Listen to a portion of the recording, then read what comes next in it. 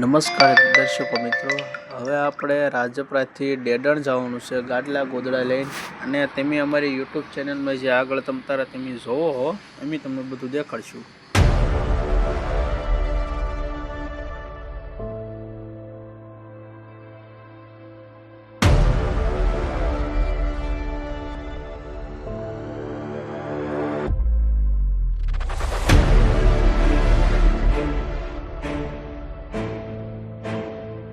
જુઓ મિત્રો, મવા પાસે જે વંગ્યા ગામ છે એનું ટોલનાકું આવ્યું છે, અને અમારા મંડળના સભ્યો છે બધા, અને અમે કમસે કમ 14 થી 15 જણા છીએ, અને અમે ગાડલા ગોદડા લઈને જઈએ છીએ.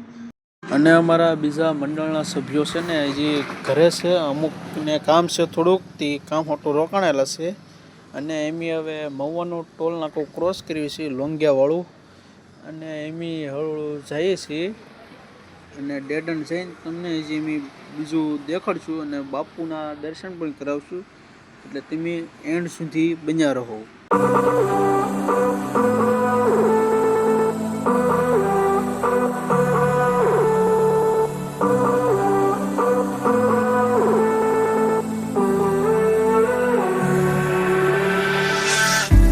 જુઓ મિત્રો, તળાવ કવડું મોટું છે, અને ડેડણ પહોંચી જશે, અને થોડાક મંડળના સભ્યો હિંચકા ખાય છે, થોડાક બેઠા છે, અને હું મારા કાકા ઉપર જાય છે દર્શન ઉપર જઈએ છીએ, અને અમારે થોડાક પગથિયા ચડવાના છે, એ ચડી જઈએ, અને પછી તમને માથે અમે તમને દર્શન કરીએ અને ફરતે નજારો તમને દેખાડીએ. તમે જોજો, જે પગથિયા ચડતા થઈ ચડી ગયા છે, હવે તમને ગામનો ફરતે નજારો દેખાડું છું.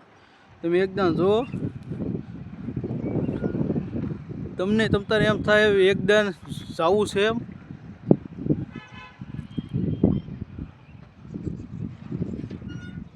કવડી મોટી પછી વિશાળ જગ્યાએ છે. અમે આ જે શેડ છે એમાં આપણે આશ્રમ કહેવાય, એટલે એમાં કૂવો કારવણ બધું ફ્રી છે, અને આ જગ્યા છે બાપુની. જો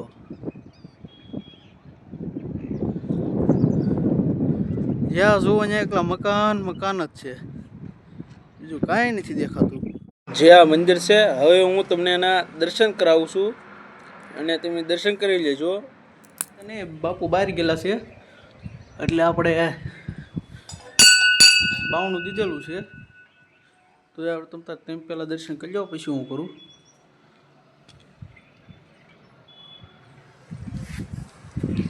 બાપુ આવી ગયા છે, અને તમે બાપુના દર્શન કરી લો. અને બાપુનું નામ દિનેશ બાપુ છે, ડેડાણ. હવે આપણે બાપુના દર્શન કરી લઈએ, અને બધા મંડળના સભ્યો વાળા પણ દર્શન કરે છે, વારા ફરતી દર્શન કરી લે, એટલે પછી આપણે જોઈએ છીએ.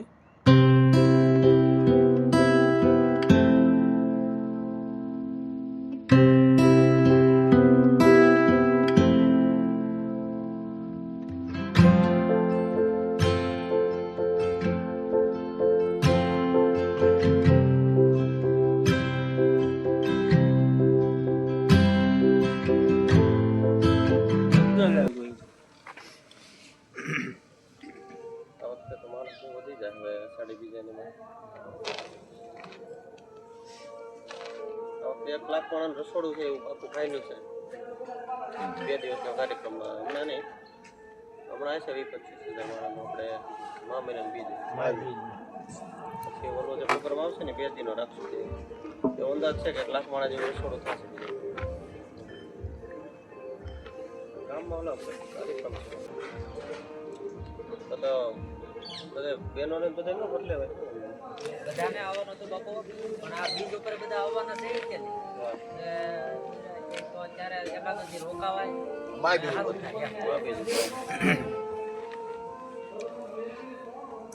એવું કઈ હોય તો પાછો હોય તો અન્યાય કરી ગયા. અન્યાય નથી, ત્યાં 2-3 ને અગવડ હતી, એટલે પછી બધા નો નીકળી. મને કીધું તો હું અહીંથી ગાડી મોકલું, એ પડી જો બોલેરો મંદિર અગવડ હતી, એટલે ના એ તો મોટી ગાડી લઈ લઈ, અને નહોતો સેટિંગ થાય એવું. કહેતા હતા, પણ એમાં એમ ચૂક અગવડ હતી કે નહીં.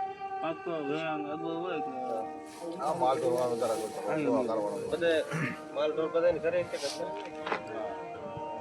છે અમુક એમ નહીં છે બાપુ કે આપણે પહેલાં શિરાઈ લઈ અને પછી આપણે કામ કરી એટલે અમે બધા ઊભો થઈને રળું શિરાવા જઈએ છીએ. હજી તમે જોજો અમને બધા બેસી જાય જમવા પછી તમને શૂટિંગ લઈ પાછું એટલે તમે જોઈ શકો. જુઓ અત્યારે અમે બધા જમવા બેસી ગયા છીએ અને અમે 14 થી 15 જણા છીએ અને હળવું વારા ફરતે બધા લાઈનમાં બેસી ગયા છે પંગત ઘોડે.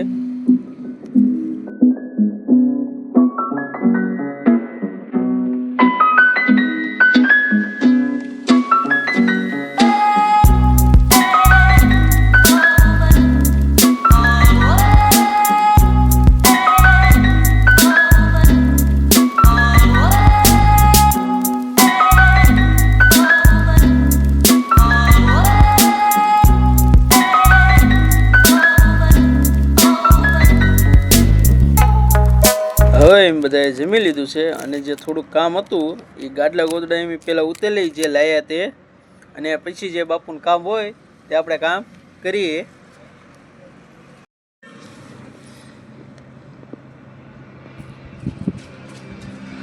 અને ભાઈ 10-15 મિનિટ થઈ ગયા તો ઉતારી નાખ્યા. હો ભાઈ ગાડલા ગોદડા એમ હવે જે થોડુંક હેંકવાનું બાકી હતું એ હેંકી લઈ. બાકી મેં કાટું ન લેવા હતા થોડાક જો ઊભા છે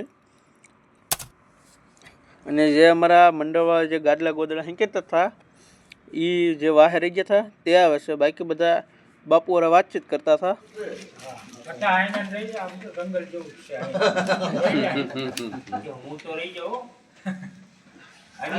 મોટા કલાકાર આવતા છે બાપા હવે જનાવર કલાકાર કે આવી જતા નહીં આપણે ડુંગરમાં હોય એમ નથી આવતા આપણે ડુંગરમાં આવી જાય જતા જો ભાઈ બાપુ વાળા વાતચીત કરી લીધી અને હવે એમને બાપુએ કે બપોરની કે રોંઢો આવ્યા છે તે કે તમતા હતા તેમ રોંઢો કરવા બધા બેસી ગયા છે. જુઓ